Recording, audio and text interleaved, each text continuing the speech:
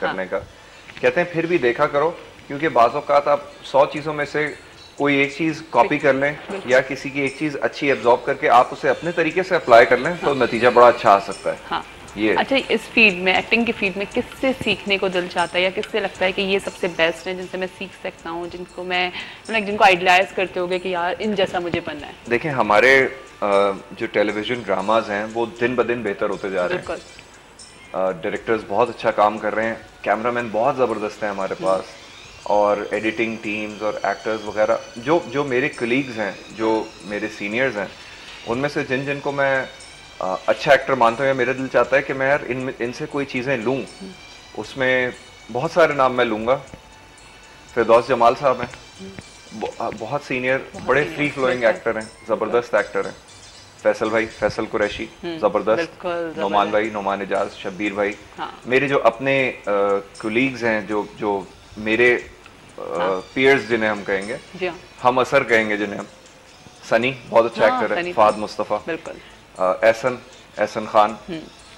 तो ये लोग जो है ना, ये इस तरह के एक्टर्स हैं कि इनको देख के आपका दिल चाहता है यार कॉन्स्टेंटली इम्प्रूव करो, क्योंकि मार्केट में एक कंपटीशन चल रहा होता है बड़ा हेल्दी। ये नहीं होता कि आप किसी से जल रहे हैं या वो आपसे जल रहे हैं या कोई किसी को, मगर जब आप देखते हैं कि यार वो अच्छा काम कर रहा है, यार मैं भी करूँ, यार मैं भी अपनी बॉडी को बेहतर करूँ, मैं भी अपने डिलीवरी को बेहतर करूँ। खवातीन में भी बहुत अच्छी एक्ट्रेसेस हैं, लेकिन वो एक अलग फील्ड आ जाती है। मैं जेंट्स को देख के चलता हूँ। अक्रॉस द बॉर्डर अगर हम देखते हैं तो बच्चन साहब का मैं हमेशा से फैन रहा हूँ, बहुत बड़ा फैन रहा हूँ। मैं समझता हूँ कि वो एक इंतहाई आला दर्जे के एक्टर हैं। मैं पुरानी हॉलीवुड फिल्म्स के एक्टर्स को बहुत पसंद करता हूँ, 60s, 50s, 70s की फिल्म्स बहुत शौक से देखता हूँ। बहुत जबरदस्त थी। उनके पास उस वक्त सिनेमाटोग्राफर्स की सपोर्ट नहीं होती थी इतनी ज़्यादा, और ये सब स्पेशल इफेक्ट्स और साउंड इफेक्ट्स जो अब आ गए हैं, उतना कुछ नहीं था उस वक्त। तो आप वो देखिए ना, पहले की अगर साइलेंट मूवीज अगर आप उठा के देखें तो वो सिर्फ एक्सप्रेशन से, वही वाली बात, वो चार्ली चैपलिन अगर आप देखें तो वो एक्सप्रेशंस के साथ वो अपनी चीज़ों को करना पड़ता था। अगर वो बादशाह बना है तो उसको बादशाह बनना पड़ता था, चाहे सामने फौज खड़ी हो या ना। अब तो ये कंप्यूटर से लाख की फौज जनरेट कर देते हैं, तो ये सारी चीज़ें सही बात है। पहले के मुकाबले में बहुत टफ होती थी पहले की एक्टिंग ना। सही, फ्यूचर प्लान्स क्या है, क्या करना है आगे? देखें, फ्यूचर प्लान्स में प्लान नंबर 1 ये है कि मैं और ड्रामे करूं, अच्छे ड्रामे करूं, और जो इम्पैक्ट या इमेज अब तक बन गया है उसको और इम्प्रूव करने की कोशिश करूं। ठीक है। दूसरा प्लान ये है कि इल्हाम जो मेरा एल्बम है उसको मैं लॉन्च करूं, और अगला वीडियो इंशाल्लाह ताला आप लोग 1 से 1.5 महीने के बाद, अभी तो मुहर्रम आने वाला है, तो उसकी अकीदत में कोई ऐसी एक्टिविटी मैं नहीं करूंगा, लेकिन मुहर्रम के फौरन बाद इंशाल्लाह आप लोग दूसरे वीडियो को स्क्रीन पे देखेंगे। ये गाना अगर थोड़ा अग्रेसिव था और थोड़ा सा उदास था, अगला गाना बहुत फन और हैप्पी किस्म का होगा। अच्छा, कॉलर भी है, कॉलर को लेते हैं। अस्सलाम वालेकुम। जी, कौन? मैं ठीक ठाक हूँ, कौन बात कर रही हैं? समरा, कैसी हैं समरा आप? सुबह बखैर। सुबह बखैर। और आपके जो ये आए हैं साहब, ये बहुत अच्छी एक्टिंग करते हैं, है ना? बहुत अच्छी एक्टिंग करते हैं ना। और इनका ये ना विलन का रोल क्यों नहीं करते? विलन में ज्यादा अच्छे लगेंगे ये ना। ये तो विलन का रोल भी कर चुके हैं। नहीं, इन्होंने नेगेटिव रोल भी किए हैं। आपने इनका वो नहीं देखा, मैं अब्दुल कादिर हूँ? देखा है, लेकिन और भी जो ज्यादा करें। अच्छा, आप कह रही हैं इनको नेगेटिव रोल में ज्यादा अच्छे लगेंगे। हाय, मासूम से तो है, इनको क्यों नेगेटिव? चले ठीक है, आपका शो बहुत अच्छा हो रहा है। Thank you so much. सवाल का जवाब देंगी आप? भूटान। चले ठीक है जी, थैंक यू। भूटान ऑप्शंस में था आपके? भूटान ऑप्शन में था ना, Nepal, Bhutan and Vatican city. अच्छा, फ्यूचर प्लान्स पे हम बात कर रहे थे, तो ड्रामों की तरफ और आना है। ड्रामों की तरफ और आना है, एल्बम को रिलीज करना है, अगला वीडियो प्रिपेयर करना है। हाँ, सेकंड एल्बम मेरा ऑलरेडी बनना शुरू हो गया है। ओह जबरदस्त, इतने प्लान के साथ काम कर रहे हो। उसको मेरा टारगेट है कि मैं उसको इंशाल्लाह अगले साल के मार्च अप्रैल तक उसको खत्म कर दूं। अच्छा, जो टारगेट करते हो उस पे पूरा उतरते हो आप या नहीं? कभी आगे इस बार नहीं हो पाया था। वो इसलिए नहीं हो पाया था कि मैं बीच में कुछ प्रोजेक्ट्स में इन्वॉल्व हो गया था, उसकी वजह से मुझे डिले थोड़ी फेस करनी पड़ी, क्योंकि मेरा एल्बम लाहौर में बन रहा था। अच्छा। तो मुझे उसके लिए जाना पड़ता है, जब यहाँ से जाता हूँ तो मुझे यहाँ के काम छोड़ने पड़ते हैं। सही। तो अब मैंने कुछ इस तरह से इसको ऑर्गेनाइज किया कि जब मैं लाहौर जाऊँ तो मैं ऐसे वक्त पे जाऊँ जब मैं यहाँ पे कोई ड्रामे नहीं कर रहा हूँ। ठीक है, यानी कि ऐसे वक्त पे चले जाऊँ, 2 हफ्ते का एक टाइमलाइन निकाल के आप उस तरफ गए, वहाँ जाके आपने अपने काम कंप्लीट किया और उसके बाद वापस आ गए। सही। अच्छा ये बरबत हयात जो आपका वीडियो है, जो आपका गाना है, मतलब क्या है इसको, किस चीज़ को हम फोकस कर रहे हैं इसमें? बर्बाद हयात। बर्बाद हयात का मतलब होता है बर्बाद जिंदगी। ठीक है। टर्किश के अल्फाज हैं ये, और उर्दू में आके थोड़ा सा प्रोनाउंसिएशन का फर्क है, लफ्ज वही है, बर्बाद बन जाता है। हाँ। हयात हयात ही रहता है। इस गाने में एक लाइन बार बार आती है बिखरी पड़ी ये मेरी जिंदगी तेरे बिना। हाँ। तो बिखरी पड़ी जिंदगी को हमने कुछ इस तरह से ट्रांसफॉर्म किया कि मैं चाह रहा था कि चूंकि मैं 2 कल्चर्स से बिलोंग करता हूँ, तो मैंने सोचा कि मैं इनको कंबाइन करूँ। तो मैंने तो इस तरह नहीं सोचा था। मेरी एक दोस्त है बड़ी अच्छी, वो मेरी मार्केटिंग काफ़ी हद तक हैंडल कर रही हैं, वफा खान। तो ये उनका आइडिया था। उन्होंने, किसी का आइडिया खुद नहीं क्लेम करना चाहिए, बुरी बात होती है। उनका आइडिया था कि तुम इसको इन्वॉल्व करो। मैंने हल्का फुल्का इस तरह का सोचा था, फिर उन्होंने कहा कि भाई इस तरह कर लेते हैं कि एल्बम का नाम भी कुछ इस तरह का हो कि वो ऐसा लफ्ज हो, इसीलिए मैंने इल्हाम रखा। इल्हाम भी टर्किश और उर्दू दोनों में कॉमन है। 6 गानों के नाम मैंने टर्किश में रखे हैं। अच्छा। और उनके आगे छोटी सी एक्सप्लेनेशन लिखी हुई होगी कि इसका मतलब ये है। वीडियो में भी अगर आप YouTube पे जाके देखें तो उसके नीचे मैंने टेक्स्ट लिखा हुआ है कि बर्बाद हयात means this this this this. ठीक है, ठीक है। तो यानी कि इसका मतलब ये है कि बर्बाद जिंदगी, और इसको आपने फोकस किया क्योंकि आपकी मदर टर्किश है। Mother Turkish. ठीक है जी, चले सही है। तो हमने फ्यूचर प्लान्स की बात कर लिया। फ्यूचर प्लान में एक और आता है कि जी शादी का क्या प्लान है? बहुत सारी देखना चाह रही होंगी, सुनना चाह रही होंगी, इतने खामोश क्यों, इतना साइलेंट क्यों? के लिए मेरा ख्याल है मैं भी मेंटली तैयार नहीं हूँ। ठीक है, मेंटली तैयार नहीं हूँ। हाँ, 1 साल बाद मैं इसके बारे में सीरियसली सोचूंगा, क्योंकि वक्त निकलता जाता है। हाँ। अभी तो काम का टाइम है ना। 5, 6, 8 बच्चे भी हों।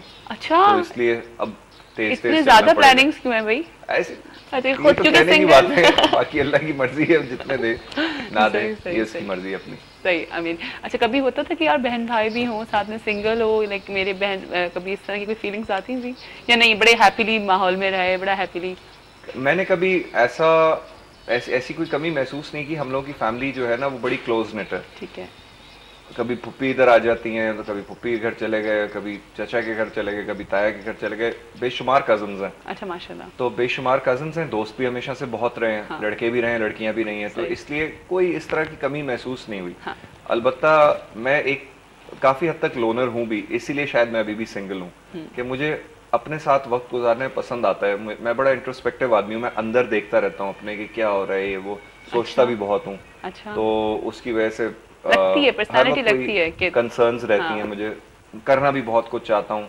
तो मैं अक्सर ये समझता हूँ कि अगर मेरे साथ कोई होता है या बहन भाई होते हैं वो, तो वो मुझे इतना फ्री थिंकर बनने की इजाजत ना देते। उनके भी अपने ओपिनियंस आ रहे होते हैं, खास तौर से अगर बड़े होते। हाँ। तो इसलिए इतना कभी अल्लाह की ब्लेसिंग है। लेकिन कहते हैं कि जो सिंगल होते हैं वो थोड़े से लाडले, थोड़ा सा लाड प्यार में भी करते हैं। कभी ऐसा तो कभी कुछ नहीं हुआ कि बहुत ज्यादा अटेंशन रही है पेरेंट्स की? हर एक ही पेरेंट्स की अटेंशन बहुत ज्यादा रही है, मगर बिगड़ा हुआ मैं नहीं हूँ, लेकिन बदतमीजियां मैं कभी कभी कर जाता हूँ घर में। अच्छा। तो वो बदतमीजियां जो हैं वो बर्दाश्त करते रहते हैं। हाँ। मतलब जैसे लाउडली बोल दिया कभी।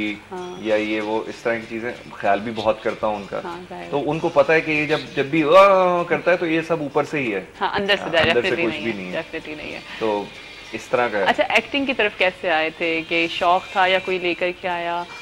क्या इंसिडेंस हुआ? एक्टिंग का शौक इस हद तक था कि मैं स्कूल के प्रोग्राम्स में जरूर पार्टिसिपेट करता था हर साल, मगर प्रोफेशनली मैंने कभी करने का सोचा नहीं था। हाँ। ना सिंगिंग मैंने प्रोफेशनली करने का सोचा था। ये सब एक चांस का गेम है और अल्लाह ताला लेके आपको किसी तरफ आ जाता है। मैंने जब पढ़ाई की थी, मैंने बैचलर्स और मास्टर्स किया बिजनेस एडमिनिस्ट्रेशन में IBA से। तो मैंने कभी भी नहीं सोचा था कि मैं ये करूंगा। मैंने सोचा था जॉब करेंगे, अच्छी सी जिंदगी होगी। हाँ। मॉडलिंग में कर रहा था, IBA के दिनों में बहुत एड्स कर रहा था, उसके बाद भी कर रहा था। मैंने सोचा बीच बीच में एक ऐड आ जाएगा, कर दिया करेंगे और उसके बाद घर वापस। हाँ। मेरी एक दोस्त थी, मलगलर हसन, पठान है उनका नाम, जरा कॉम्प्लिकेटेड है। मल ने एक दिन मुझे कहा कि एक जगह ऑडिशंस हो रहे हैं, जाके ऑडिशंस दे दो। वहाँ मैं गया तो वहाँ राहत काजमी साहब बैठे हुए, इधर मरीना खान बैठी हुई। अच्छा। और बड़ा रश लगा। मोहम्मद अहमद साहब वहाँ बैठे हुए। इन लोगों ने मेरा पहला ऑडिशन लिया और मुझे कहा कि हम आपको अगले दिन बताते हैं। मैं पता नहीं लेंगे क्या, मैं तो वैसे ही आया था। हाँ। तो अच्छा, इतनी ज्यादा कोई इंटेंशंस भी नहीं थी कि लेते तो ले नहीं। मैं जब कुछ काम करने जाता हूँ ना तो मुझे बड़ा दिल होता है कि मैं उसमें सक्सेसफुल हूँ, वरना नहीं जाता। ये होना चाहिए, अगर जाता हूँ तो मुझे सक्सेसफुल होना है उसमें। ये बहुत अच्छी बात है। यही वही बात है कि मैं अब आया हूँ तो मुझे कामयाब होना है, वरना नहीं होना का सवाल नहीं है। ठीक है, होना है। नहीं सुननी, कुछ भी करना है। खैर, कुछ भी मतलब अपनी मेहनत से करना है। खैर, अगले दिन उनका फोन आया, उन्होंने कहा मैं आपकी परफॉर्मेंस अच्छी लगी, हम आपको इस ड्रामे में लीड ले रहे हैं। मैंने कहा ओके। आज टीवी उस वक्त नया शुरू होने वाला था, तो आज टीवी का सोप था TV3 कराची, वहां से मेरा एक्टिंग करियर शुरू हुआ। हाँ। और उसके बाद फिर मैंने 5-6 महीने कोई काम नहीं किया, क्योंकि मैं एक और जॉब पे चला गया था। अच्छा। मगर फिर और ऑफर्स आई, फिर 2-3 एक साथ आई, तो मैंने कहा इसको तो कुछ करना पड़ेगा, इसको के लिए सोचना पड़ेगा। फिर मुझे जॉब छोड़नी पड़ी अगर मुझे ये कंटिन्यू करना था, वरना दोनों चीजें साथ नहीं। अच्छा, आप उस वक्त जॉब कर रहे थे? मैं जॉब कर रहा था। अच्छा, ये भी होता है कॉमनली हम देखते हैं कि जी जाहिर है ये इतनी टफ फील्ड है और आपको इतना टफ टाइम देना पड़ता है आपको। अच्छा, कॉलर आ गए, फिर मैं सवाल अपना करूंगी। अस्सलाम वालेकुम। वालेकुम अस्सलाम जिया, क्या हाल है? मैं ठीक ठाक हूँ, सुबह बखैर मिसेस अमीन, आप कैसी हैं? सुबह बखैर आपको भी। मैं बिल्कुल खैरियत से हूँ जी। क्या कहेंगी? टीपू भी बैठे हुए हमारे साथ। जी बिल्कुल, अभी इनकी मैं क्लिप्स देख रही थी। हाँ, ये हैं काफी इनके क्लिप्स अच्छे हैं ना? हाँ, बहुत अच्छे लगे क्लिप्स। हाँ जिया। हाँ जी। शेफ नहीं आया अभी तक? कौन नहीं आए? हेलो। अच्छा, लाइन ड्रॉप हो गई है। ठीक है जी। इन्होंने कुछ पूछा था, मैं समझ नहीं आया कि इन्होंने क्या। कुछ भी नहीं समझ आया क्या कह रही हैं। जी हाँ, चले खैर, हम बात कर रहे थे आपके फ्यूचर नहीं, मैं आपसे बात कर रही थी कि जॉब के ऊपर कि होता ही है कि जाहिर है फिर आप टाइम नहीं दे पाते, तो आप लोग लाइक नॉर्मली कॉर्पोरेट जॉब्स तो आप लोग फिर नहीं करते हो या करते हो, किस तरह से मैनेज हो रहा होता है? मैं पाकिस्तान स्टेट ऑयल में था। अच्छा। और मैं वहाँ पे जॉब कर रहा था, फिर उसके बाद मैंने छोड़ी और फिर 3-4 महीने के वक्त के बाद मैंने एक और जगह ज्वाइन किया, zenith public relations company, zenith PR private limited. खैर, जेनिथ पे काम करते करते मैडम अंसारी मेरी बॉस थी, बड़ी अच्छी, मेरे दोस्त की वालदा भी हैं। तो उन्होंने एक दिन मुझे बुलाया, उन्होंने कहा देखो टीपू, तुम इधर भी पूरा टाइम नहीं दे पा रहे और उधर भी पूरा टाइम नहीं दे पा रहे, क्या करना चाहते हो, एक बार फैसला कर लो। 2-3 दिन मैंने सोचा, 1-2 लोगों से मशवरा किया, फैमिली में वालिदैन से मशवरा किया। उन दिनों मैं तेरे जाने के बाद की शूटिंग में इन्वॉल्व था, हम TV का एक ड्रामा था। तो बाबर भाई उसे डायरेक्ट कर रहे थे, बाबर जावेद। तो बाबर भाई को मैंने पकड़ लिया, मैंने कहा बाबर भाई आप क्या समझते हैं मैं इसमें सक्सेसफुल हो पाऊंगा, आगे आपको क्या दिख रहा है, क्या चांसेस हैं ये वो। कहते हैं फिक्र नहीं करो, हिम्मत करो, आगे बढ़ो। मैंने कहा ठीक है चलें। आपने जॉब्स को ख़त्म किया। मेरे पास एक बीच में 4-5-6 महीने का एक बड़ा अजीब सा टाइम आया जिसमें ना मेरे पास ड्रामे थे ना जॉब थी, तो फाइनेंशियली काफ़ी फंसा हुआ था मैं। फिर ये 2005 के एंड की बात है। फिर 2006 के अप्रैल में चीज़ों ने पिकअप करना शुरू किया। मुझे अर्जुमंद रहीम और सैफ हसन इन लोगों ने बुलाया एक ड्रामे के लिए। फिर उसके बाद मोमल वालों ने दोबारा बुलाया। फिर उसके बाद छोटी मोटी टेलीफिल्म शुरू हो गई। जिस तरह एक यंग एक्टर का काम स्टार्ट हो गया, फिर आहिस्ता शुरू हो गया। फिर बीच में ऐसा वक्त आया कि महीने में 25 दिन काम हो रहा था। मैंने कहा ये गलत है, ये नहीं मैं बर्दाश्त कर सकता। आई थिंक 18 to 20 डेज अगर आप महीने में काम कर रहे हो ना, 20 दिन, और 10 दिन आप अपने घर वालों फैमिली के लिए अपने लिए निकाल रहे हो और अच्छी कमाई हो रही हो आपकी, तो वहाँ पे इंसान को कंटेंट हो जाना चाहिए, सुकून कर लेना चाहिए, शुक्र कर लेना चाहिए। 25 दिन 28 दिन ना आप टॉर्चर हो जाते हैं, फिर आपके चेहरे पे भी वो नजर आने लगता है, टेंशन है, फ्रस्ट्रेटेड है, ये वो स्किन खराब वगैरह वगैरह 10 चीजें। अच्छा, एक कॉलर भी हैं, कॉलर को ले लेते हैं। अस्सलाम वालेकुम। वालेकुम अस्सलाम जी, सुबह बखैर। सुबह बखैर। कौन बात कर रहे हैं? शेख अशरफ बोल रहा हूँ, शाहीनों का शहर सरगोदा से। अच्छा जी, सरगोदा से कॉल आई है, थैंक यू सो मच। क्या कहेंगे? शाहीनों का शहर। सबसे पहले तो ये कहूँगा कि आप जो सुबह प्रोग्राम आती है ना लेके, बहुत दुआएं देते हैं, बहुत खुशी होती है मुझे। अच्छा जी, बहुत बहुत शुक्रिया, बहुत बहुत शुक्रिया। टीपू भाई से एक बात करना चाहता हूँ, उन्होंने बहुत सारे अदाकारों के नाम लिए। जी फरमाइए सर। सर आपने कवि खान का नाम नहीं लिया। सर कवि साहब का नाम मैं लूं या ना लूं, वो लोगों के दिलों में तो उनका नाम है ही है। अदाकारों के लिए वो शायद इन सारे अदाकारों से भी बढ़कर एक इंस्टीट्यूशन है। वो तो हमारे इतने बड़े लेजेंड हैं कि मतलब मेरी क्या औकात है कि मैं उनका नाम लूं। मेरे वालिदैन, मेरी पूरी फैमिली, मेरे दोस्त, हम सब उनके फैन हैं। और आज से नहीं, ब्लैक एंड व्हाइट फिल्मों के जमाने से, जो हम STN पे देखा करते थे एक जमाने में, वो होता ही है कि जब आप लाइव इंटरव्यू में बैठे हुए होते हैं ना जी सर, और आप किसी से बात कर रहे होते हैं, वो तो बाज़ औक़ात आपके जहन में, क्योंकि माशाल्लाह काम करने